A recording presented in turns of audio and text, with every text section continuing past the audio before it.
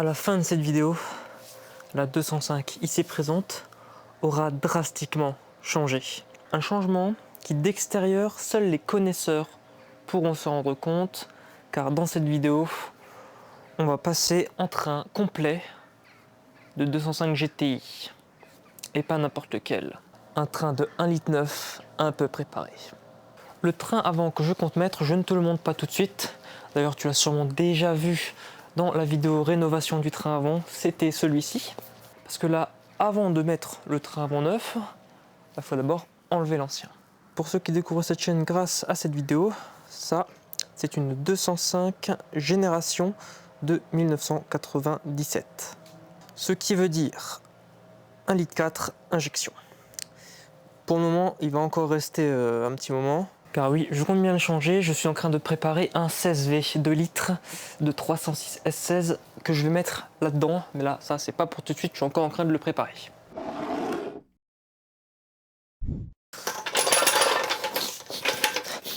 Oh putain, j'en ai encore plein le pif. Ah, je pensais que tu allais dire que j'ai pété, mais c'est pas vrai.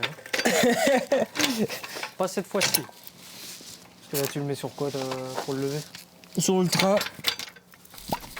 C'est pas logique si tu veux enlever le train. Mais après, on la met sur qui là? Ah, oui, mais c'est vrai. Je pompe! Je pompe! Tu montes son cul à la caméra, ce grand fou là. Je te laisse la descendre tranquillement parce que moi, voilà, j'aurais fait la même en fait. Du coup, maintenant, on tège les roues, on vidange la boîte, on tège les cardans, du rythme de frein, support moteur anti-couple, et on peut tomber le train.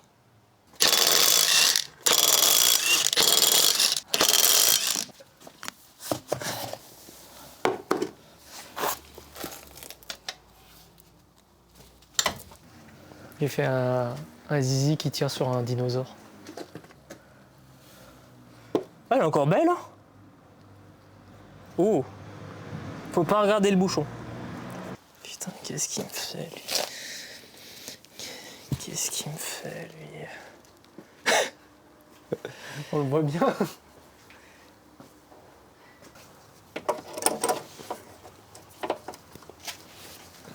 Attends, il y a tout qui est neuf sur ce auto, ouais.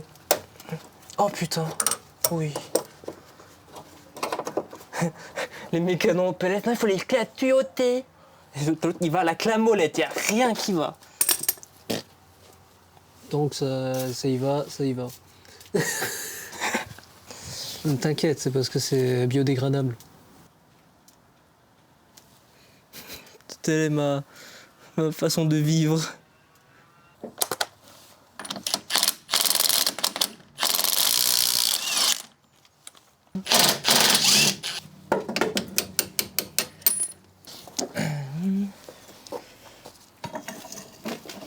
Putain, mais... Comment ça se fait que des petites agrafes de merde comme ça tienne autant?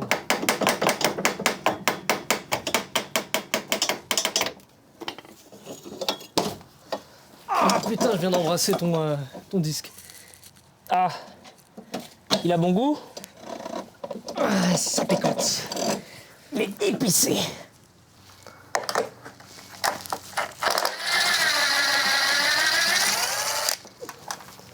Ah, c'est bon. Oups. Et voilà. Voilà. Content. Maintenant, on a là à sortir la fourchette là, juste à sortir la vis. Et après, on pourra faire tomber tout le train, parce que ça, c'est juste ce qui maintient encore le train au moteur. Et après, il n'y aura plus rien qui tient quoi que ce soit à quoi que ce qui. C'est fait. Lui, il fait la sieste. Donc, la dernière étape pour dégager un train de 205. T'as cet écrou-là, on voit rien. Cet écrou-là, comme je disais, qui est maintenu dans un cylindre bloc qui va dégager, je te montre ça lors du remontage. Et tu as les deux vis ici. Et pareil de chaque côté. Et après, il y a tout qui tombe sur le bonhomme qui est en dessous. Parfait. On va nous faire un petit développé couché là avec le train.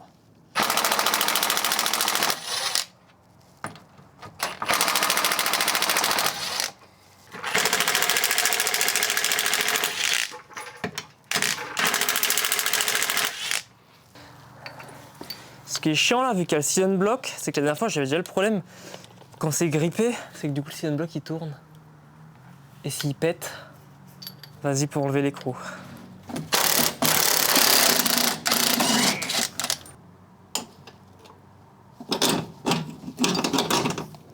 Attends. Oh, remonte. J'ai oublié un détail. Utile. La tringlerie de boîte.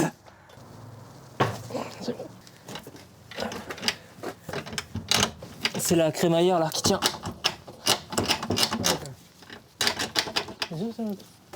Ce machin-là.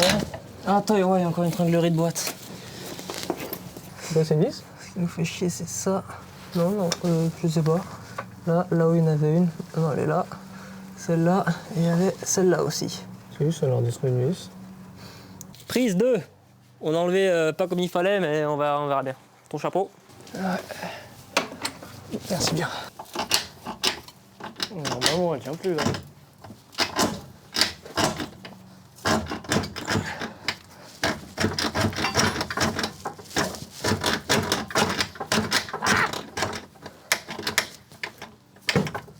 Elle vient. Attends, tiens de ton côté. Vas-y. Tu tiens? Ouais. Essaie de ton côté. Tu as fait sortir? Ça bouge, ouais.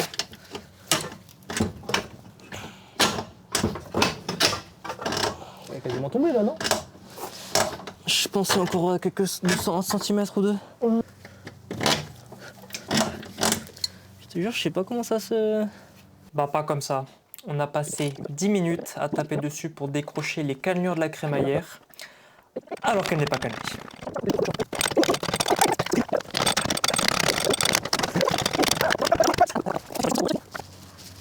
Tape encore dessus. T'arrives à taper au-dessus. Ou tu prends le chasse-goupille pour taper sur les lèvres. Je vais taper sur ça, merde.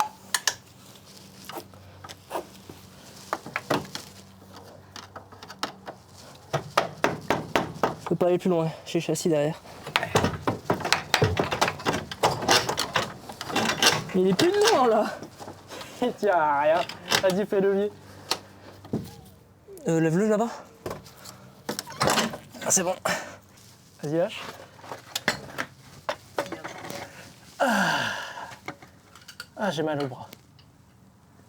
Du coup, t'es obligé de le sortir comme ça. Il y a une... Vous pouvez attendre encore pour le descendre en dessous. Putain. Je me disais que c'était bizarre pourquoi il était en forme de U.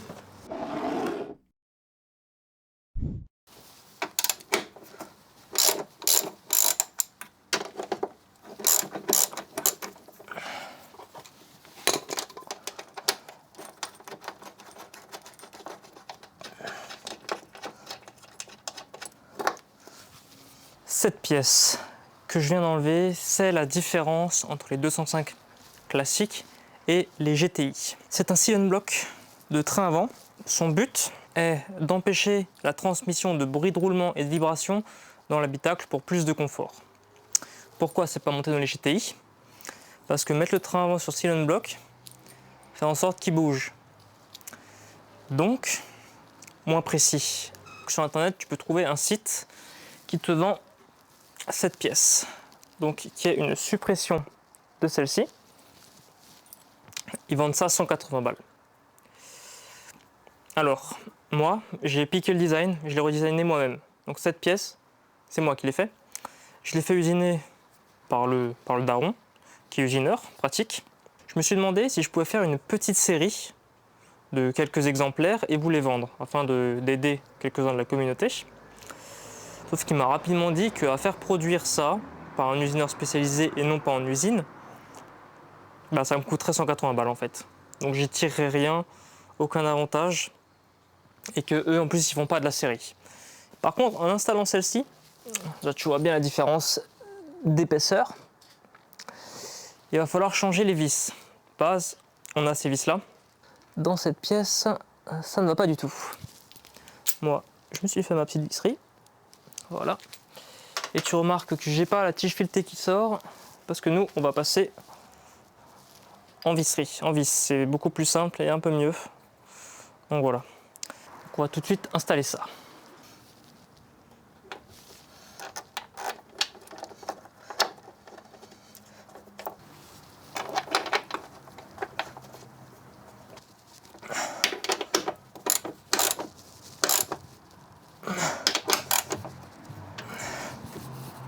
comme promis, voici le magnifique train GTI 1,9 litre que je vais monter avec ressort PTS, étrier de frein de 307 HDI avec disque 206 RC, donc du très très gros frein comparé à cette merde d'origine.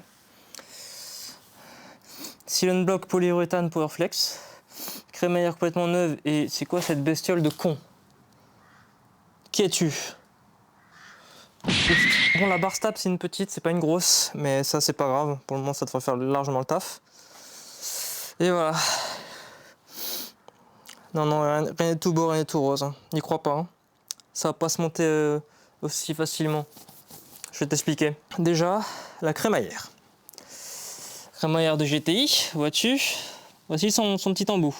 Ma crémaillère, c'est ça. Et du coup, ça marche pas. Donc je me suis fait chier à refaire à neuf toute une crémaillère. Normalement, d'après mes calculs et mes mesures, toutes les biellettes axiales et de rotule se montent sur celle-ci. Donc j'aurais juste à remettre à neuf celle-là, la remettre propre, et je pourrais monter toutes les pièces neuves que j'avais mis sur celle-là. Ensuite, autre problème, j'avais un problème avec les fusées, mais ça je l'ai réglé dans la vidéo où je refais le train avant. Je t'invite évidemment à aller la voir et à t'abonner. Mets un like. Et voilà. Donc là, ici c'est l'emplacement pour la fourchette qui vient choper le support anti-couple du moteur. Donc toi sur le GTI elle est là, et là il n'y a rien.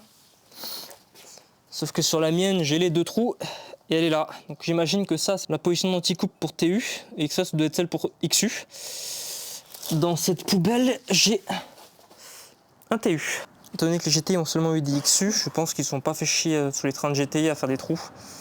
Mais là n'est pas le plus gros souci que j'ai.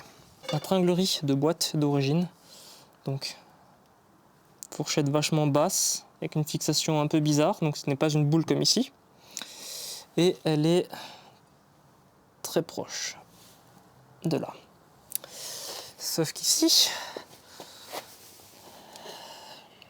elle n'est pas du tout aussi basse, c'est une boule, c'est pas du tout la même forme, et surtout que celle d'origine, moi, elle est à gauche de la vis de la crémaillère, vois-tu? Celle-là, elle est à droite. Donc clairement, il doit y avoir 10 cm de décalage. Je ne sais pas si ça va le faire. Donc mon plus gros problème, c'est la tringlerie de boîte là actuellement. Pour ça, j'ai plusieurs solutions possibles. Donc la première, c'est on va d'abord essayer de mettre le train comme ça dans la bagnole, voir si la tringlerie ça peut passer. Si ça passe, c'est bien. Si ça passe pas, tant pis. Soit après, il faut découper justement la partie de la tringlerie là de la mienne et ressouder des trucs, ça va être chiant et j'ai pas envie de découper en fait mon truc d'origine. Ou sinon, la principale raison pour laquelle j'ai pris un train de GTI, c'était pour la triangulation. Vois-tu, il y a une triangulation qu'il n'y a pas sur 205 classique. Si tu veux une 205, c'est un bras. Et après, c'est la barre stable qui fait office de troisième point. Et du coup, c'est pas très précis, tu peux avoir du jeu. Moi, ce que je vois, tu vois, c'est que là, on a cette patoune en plus. Et à l'arrière, on a ça. On a une encoche. C'est comme si c'était la même base de berceau et qu'il faut juste rajouter les pattes. Donc comme ça. Donc il y a un monde où je me fabrique cette patte, que je prends bien les mesures et que je viens la souder sur mon train d'origine. Dans tous les cas, ça ne dérangera pas. Parce que si au pire je repasse en train d'origine, tu vois, je remets le bras là, j'enlève le triangle et la patte elle sera juste dans le vide, elle servira à rien. Donc ça c'est l'option que je pense que je vais adopter. Chaque problème a sa solution. J'ai pris ma décision. C'est que je vais pas découper ça ou la replacer là-bas. Parce que ça c'est le moteur qui va aller dans la 205. C'est un XU. Donc j'aurai besoin de ce train-là quand j'aurai le XU dedans. Mais pour le moment j'ai encore le TU. Donc il me faut celui-ci. Comme je te l'ai dit, là j'ai déjà l'encoche, comme ici. Donc je me dis je vais essayer de fabriquer ça. Puis mon pote il m'a dit bah, cherche sur internet, peut-être que ça existe cette pièce. Oui ça existe. 50 balles, j'ai commandé. Ça c'est pas un kit de réparation pour refaire ça. Non, ça s'appelle kit de conversion GTI. C'est fait pour ces trains-là, pour l'ajouter et mettre des cardans GTI. Parce que sinon le reste, c'est la même chose. C'est la putain de même chose. Donc en même temps c'est un peu chiant parce que du coup tout le travail que j'ai fait sur ce train de GTI il sert à rien. Donc j'avais tout décapé, j'avais tout soudé, tous les points, machin. J'avais tout bien traité, j'avais fait un truc vraiment nickel. Et finalement ça me servira pas tout de suite. Je vais devoir tout mettre sur le vieux train. Que du coup je vais tout souder, tout ça, donc ça me met encore du boulot. Je pense que je ferai ça avant de recevoir les pièces. Comme ça, une fois que j'ai les pièces juste à souder, je peins et on sera good. On sera good pour tout monter. Tout ça, je fais ça en off, je vais pas te montrer, je te montrerai le résultat final. Et donc on se retrouve une fois que c'est fini. Ok, donc voilà, le train, j'ai tout soudé, j'ai tout refait. Là, je te montre les photos.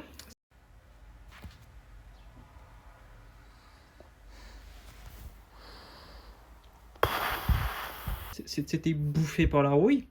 Donc j'ai tout refait de ce côté, intérieur. Traitement anti-rouille, traitement corps creux. J'ai reçu ça. Donc clairement, j'aurais pu le faire moi-même parce que 50 balles pour ces deux pièces, ça fait du pognon. Mais le truc c'est que j'aurais fallu que je m'amuse, déjà que je trouve l'acier, puisque c'est de la tôle que je n'ai pas. Donc dans mon bordel là j'ai pas cette épaisseur. Et que je fasse la bonne pièce bien faite. Oh, ça se fout comme ça. Donc là j'ai juste à blanchir la tôle, souder. Et ça devrait pas être trop mal. Bon, crois pas que c'est aussi facile que ce que j'ai dit. J'ai dû retordre les pattes, prendre plein de mesures, rectifier pour que ça colle, parce que vu que j'ai su GT, donc j'ai l'exemple. J'avais 2 cm en écartement de plus que le GTI. Je pense pas que ça aurait fait grand chose, mais je voulais être sûr, j'ai pris plein de mesures, j'ai raboté pour que tout soit nickel. Et voilà un peu, je te filme ça au téléphone parce que j'ai pas envie de sortir la caméra, j'en ai rien à foutre. Donc voilà, peinture, et on remontera ça sous la voiture. Hein. Il est temps de monter ce tas de merde sur ce tas de ferraille.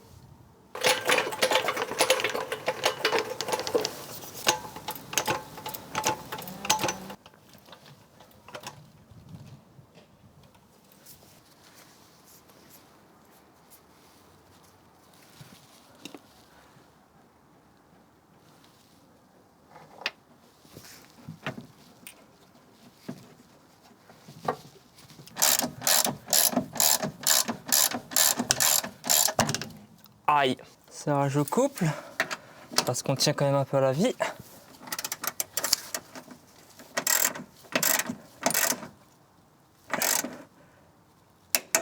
Clic, clic.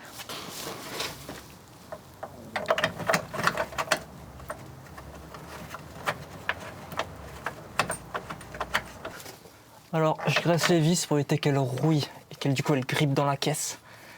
Et ça permet aussi de moins attaquer la peinture, de serrer plus proprement.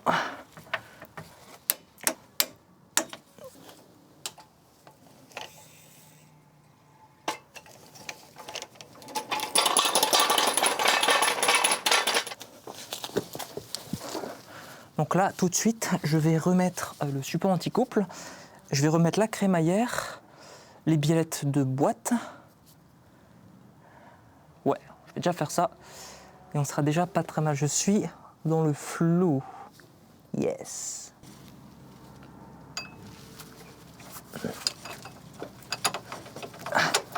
Oh, ça va, il se tire à la main le moteur.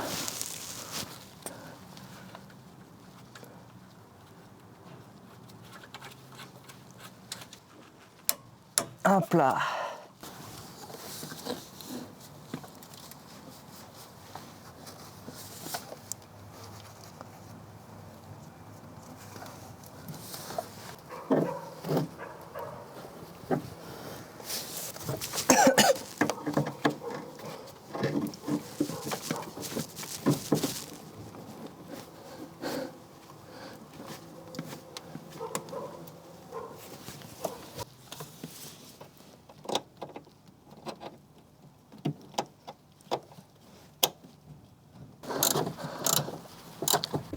Bon, voilà, goupille remise, là-haut, c'est fixé, tout est bon. Là, on va s'atteler à la pose des cardans de GTI 1,9 litre. Donc pourquoi 1,9 litre? Parce que les barreaux sont plus épais, la tête est beaucoup plus épaisse et du coup c'est ce qui va avec les fusées de 1,9 litre ou de 309 GTI, même s'il faut les cardans de 309, pas ceux de 1,9 litre. Et Zara, ça va aussi avec ceux de Zara que j'ai. Je vais évidemment enlever le scotch. Je vais enquiller tout ça là-dedans.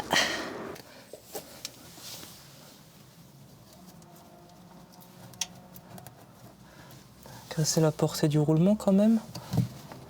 Même si bon, ça va pas glisser là-dedans, parce que ça évite que le roulement il reste collé déjà. C'est déjà ça.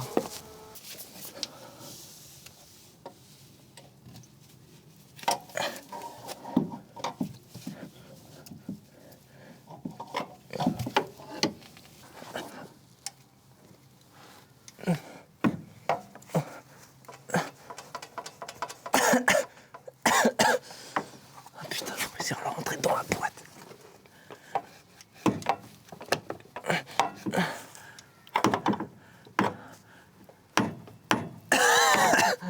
Putain, c'est dur.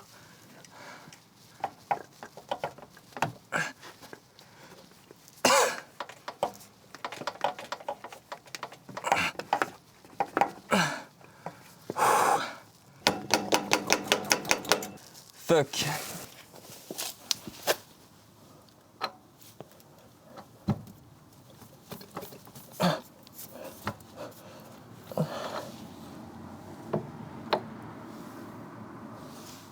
M'aurait-on menti? M'aurait-on menti en me disant que tous les cardans Peugeot rentrent dans des boîtes Peugeot? Parce que du coup, si je mets pas ces cardans-là, même si je mets d'autres cardans, bah, j'ai les fusées, elles sont faites pour ces cardans-là. Ah oui. À moins que je fais des cardans. Oh, Tu peux adapter. cardan hybride. Je dégage la noix du GTI et je le mets sur la. C'est la même longueur. Je sais pas. Il y a une Et différence. justement, c'est ce que je me demandais. Normalement, c'est censé être plus long pour les GTI, mais les triangles de GTI sont pas plus longs que les miens. Et je vais tout casser. Et c'est même plus petit encore, ceux-là. Les GTI sont plus petits? Ouais, bah oui, regarde. Oh, toi, ils sont pas parfaitement alignés non plus. Hein. Là, t'es à peu près à l'appui. Non, mais ils sont pas parfaitement alignés.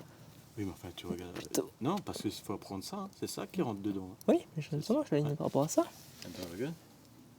Il y a légèrement. Hein. Il y a 5 mm. Donc mes cardans rentreraient, mais vu que j'ai pas les bonnes têtes, ça ira pas. Après un tas de mesures, finalement, je ne vais pas faire un hybride avec les deux cardans. Pour la simple et bonne raison que j'ai essayé. Les disques et les freins que je veux mettre se montent sur mes fusées d'origine. Et du coup, je vais mettre ça. Je vais réutiliser mes fusées d'origine avec mes freins et mes cardans d'origine sur cette merde. Voilà. Cardan d'origine, pivot moyeu, fusée d'origine. Et berceau crémaillère d'origine. En fait, il n'y a pas grand chose de GTI là-dedans.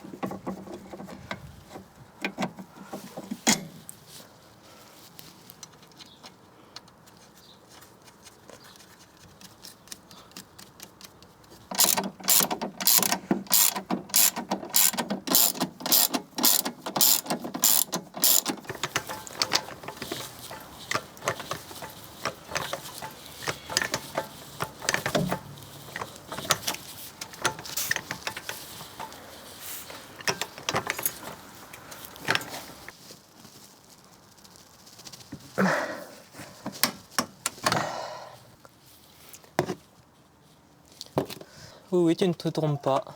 Je m'apprête bel et bien à remettre l'huile que j'ai sortie de la boîte dans la boîte. Pourquoi, me diras-tu? Parce qu'elle a peut-être 2000 bornes, pas plus. Et de toute façon, vu que je vais changer le moteur, je m'en bats les couilles. Je sais pas si tu vois, mais... il y a des paillettes. Inspire.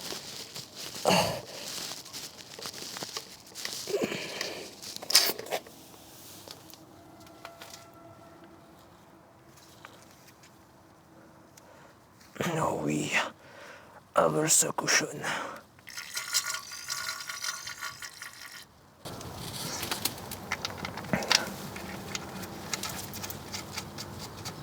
Voilà, la clé est obligatoire, hein. C'est que du carré. C'est pas comme le bouchon de vidange moteur où il y a un embout plat, enfin hexagonal.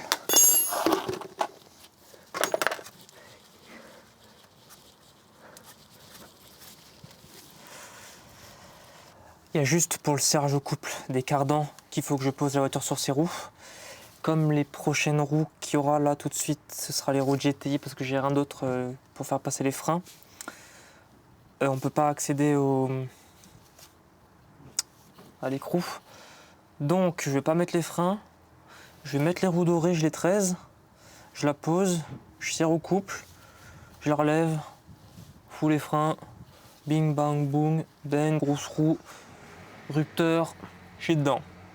Alors est-ce qu'on peut les mettre sans disque?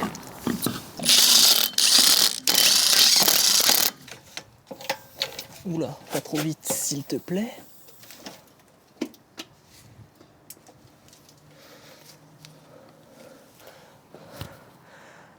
Elle est turbo basse. Mais quoi? C'est quoi ces conneries, sérieux?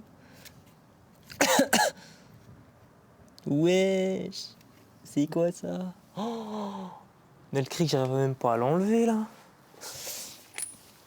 Bon, bref. 220 newtons.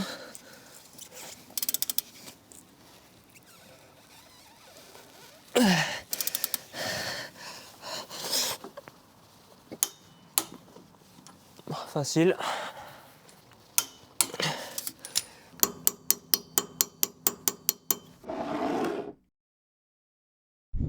Avec cette vidéo, j'ai appris des choses que je vais te retransmettre parce que ça pourrait être utile aussi pour tes projets. Les 205 ont eu plusieurs motorisations, XU et TU, qui changent drastiquement l'architecture moteur. Mais pas que. En effet, si tu as suivi dans cette vidéo, tu auras compris que le berceau n'est pas le même parce que le support anti-couple n'est pas exactement au même endroit. Mais bon, ça c'est pas un problème. Les fixations y sont, il y a juste un trou à faire. Ça c'est pas un problème. Par contre, l'emplacement de la tringlerie de boîte n'est pas la même. Là, ça pose plus de problème. Tu ne peux pas interchanger les deux trains XU, TU. Et comme dans mon cas, je voulais monter que des pièces de GTI, les GTI n'étant que montées en XU, j'étais obligé de mettre des pièces XU qui du coup ne sont pas compatibles. Comme les cardans. Les boîtes de vitesse XU ont une sortie de boîte avec un diamètre légèrement plus large que les TU, ce qui fait que mes cardans ne rentrent pas dans la boîte. Et là tu vas me dire, ouais du coup tu as acheté plein de pièces qui ne te servent à rien. Non. Comme tu le sais, dans cette voiture, je compte mettre un XU10J4, donc 2 litres 16V venant d'une 306, qui est un moteur XU. Donc mes pièces, je pourrais quand même les utiliser une fois que j'aurai swap. Mais du coup, si tu as également comme projet de passer sur des trains du type GTI, je vais te donner quelques petites précisions. Si tu as comme moi un TU, garde ton berceau d'origine, achète les pattes de fixation, donc pour ajouter la deuxième patte pour pouvoir mettre des triangles, qu'il faut souder évidemment, triangle de GTI, suspension de GTI, barre stable de GTI. La suspension de GTI parce que la barre stable doit se fixer sur la suspette et que sur d'origine, il n'y a pas les pattes pour la fixer. Non, tu ne soudes pas sur les amortisseurs. Tu arrêtes. Et ouais, en gros, tu gardes tes pivots d'origine, tu peux garder tes freins d'origine ou upgrade. Donc, tu vois que ça se monte parfaitement sur les fusées d'origine, les freins upgrade. Cardan d'origine, et en gros, tu gardes tout d'origine, principalement. Tu peux faire la suppression de Tylon block, ça tu peux. Donc, niveau berceau, évidemment. Par contre, si tu veux swap sur un XU, va falloir que tu changes de train avant. Même si tu n'avais pas prévu de le faire, va falloir que tu le fasses. Soit un train avant classique de 205 mais en XU, ou soit sur un train de GTI directement, comme ce que je voulais faire, et ce que je vais faire quand j'aurai le swap. Maintenant que tu es au courant de ces spécificités, on va pouvoir continuer.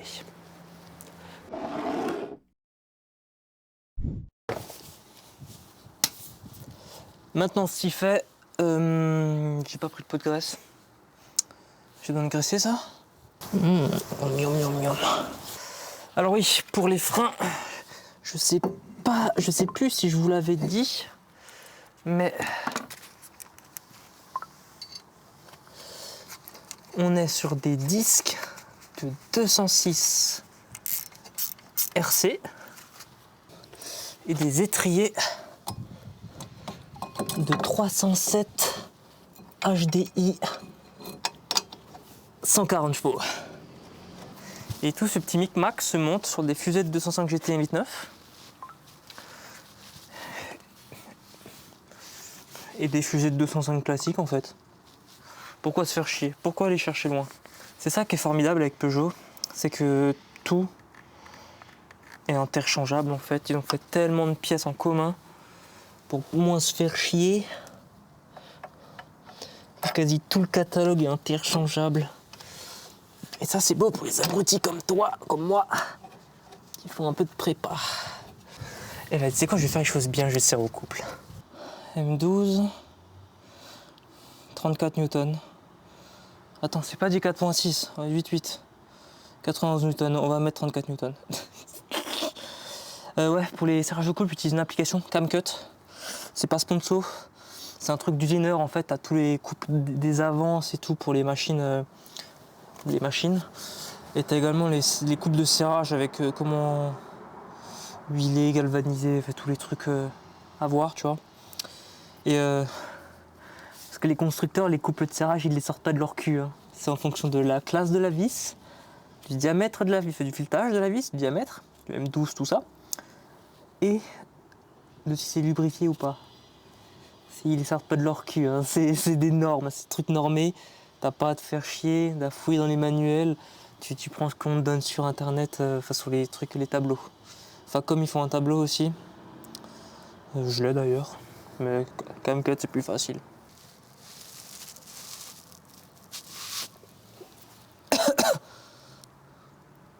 Rectification, c'est des 19, c'est 120 newtons.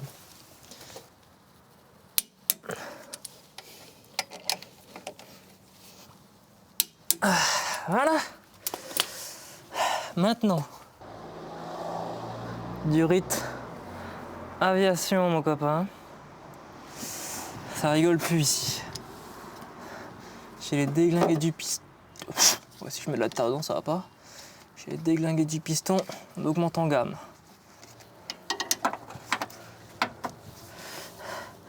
Mais maintenant, avec des gros freins comme ça, bah, le maître cylindre, il suit plus. Dites-moi qu'elles ne sont pas grippées.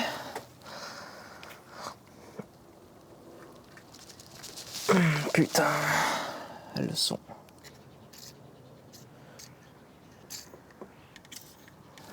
Elle bouge quand même beaucoup la clé de 11. Hein.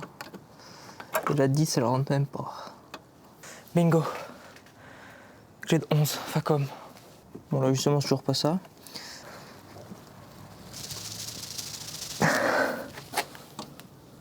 Ça va être relou.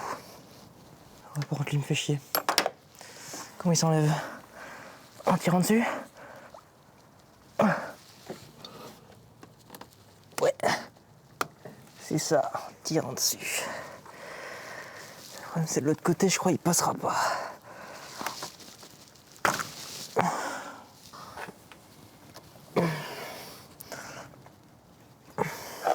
Putain, ça serait ça comme des fils de pute. Tu vas me dire, ça fait 30 ans que c'est sur la caisse. J'ai perdu le clip, mais j'ai acheté une clé à tuyauter pour démonter les raccords et les ajustements sont bien meilleurs. Ah.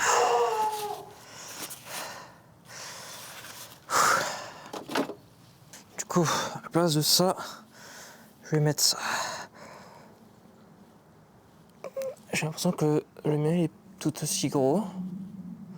Normalement, c'est pas du tout la même taille de piston dedans. Merde, ça coule. Ça, je crois que c'est un 19 et ça, c'est un 21.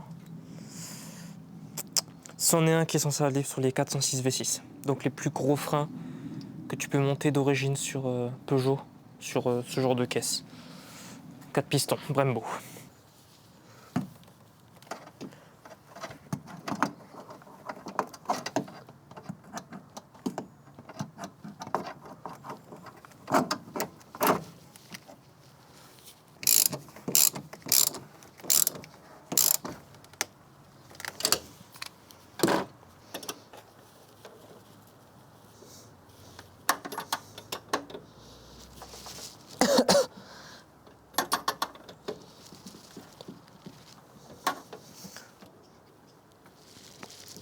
Hop là.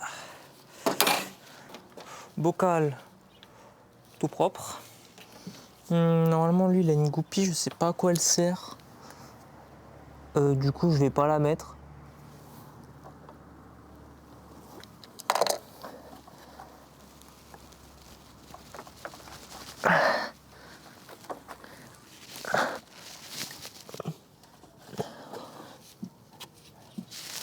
Voilà.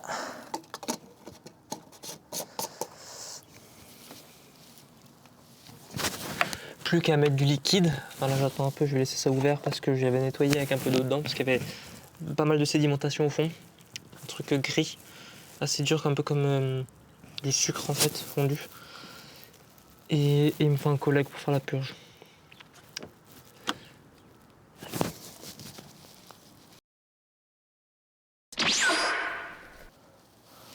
On va pouvoir faire la purge.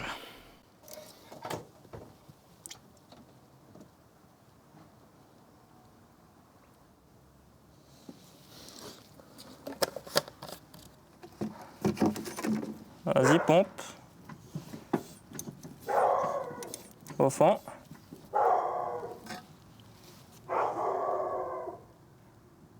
Pompe. Au fond. Pompe. Au fond. Pompe. Au fond. Oh. Pompe. Au fond. Pompe. Au fond. Oh, j'ai entendu liquide. Au fond. Pompe. Au fond. Ah, le frein il s'est actionné, tu commences à avoir... Vas-y, pompe. Au fond. Ouais, je passe à l'autre côté.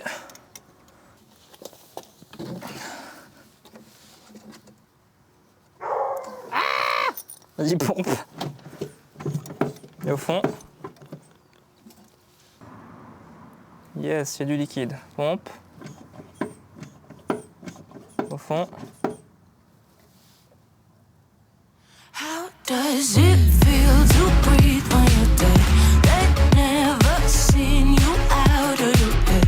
Cut to the bone, it's broken up, but how sad. How does it feel to breathe when you're dead?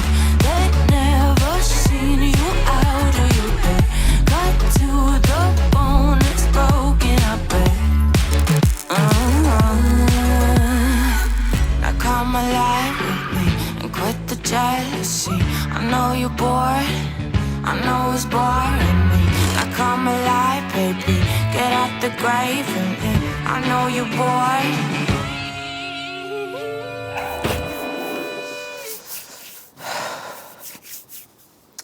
Il y a définitivement rien qui ne se sera passé comme prévu avec cette bagnole.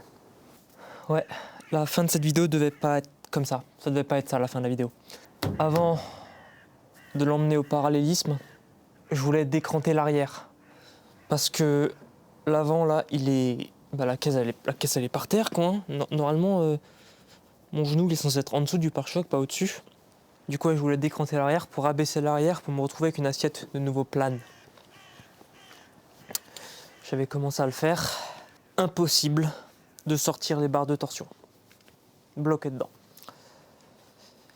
Et du coup, je m'étais mis au fait que bon, je la rabaisserai pas. Pas grave, j'ai remonté les roues. Maintenant, j'ai les roues qui frottent à l'arrière. Elles frottent pas dans l'aile. Elles frottent contre la caisse. Mon train aérien, il est juste mort en fait. Il est mort, c'est fini. Alors je te calme tout de suite. C'est pas le fait d'avoir essayé de la rabaisser qui l'a tué. Avant ça déjà, mon train arrière, j'ai une roue qui était comme ça, l'autre comme ça.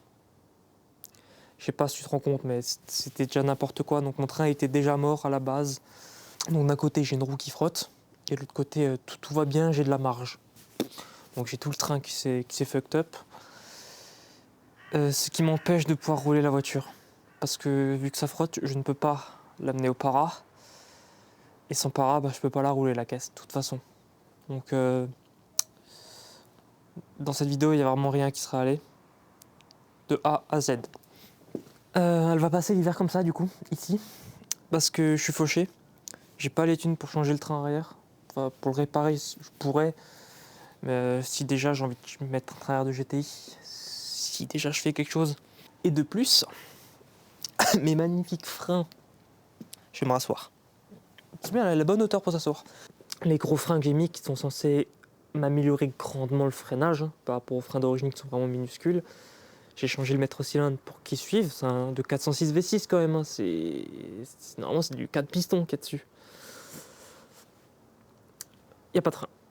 Voilà, il n'y a pas de frein, ça freine pas. J'ai refait une purge, ça allait mieux, j'ai du frein. Pas plus que l'origine. J'ai pas de mordant en fait. Quand j'appuie, je sens que ça freine, mais que ça mord pas. J'ai laissé les plaquettes que j'avais eues quand j'ai acheté les freins. Parce que c'était des ferro-dos et qu'elles n'étaient pas en mauvais état. Il y a encore pas mal de garnitures. Donc je me suis dit, je vais les garder le temps de faire tout ce que j'ai à faire. Parce que l'objectif, c'est de mettre des ferro-dos DS 2500. Pour ça, c'est 250 balles les plaquettes. Donc clairement, j'ai pas envie de mettre le budget là tout de suite. Donc là, j'espère que le fait que ça freine pas plus que l'origine, que ce soit les plaquettes et rien d'autre. Avec le froid qu'il fait là, je vais pas te mentir, j'ai plus envie de me coucher par terre sur le sol trempé. Non.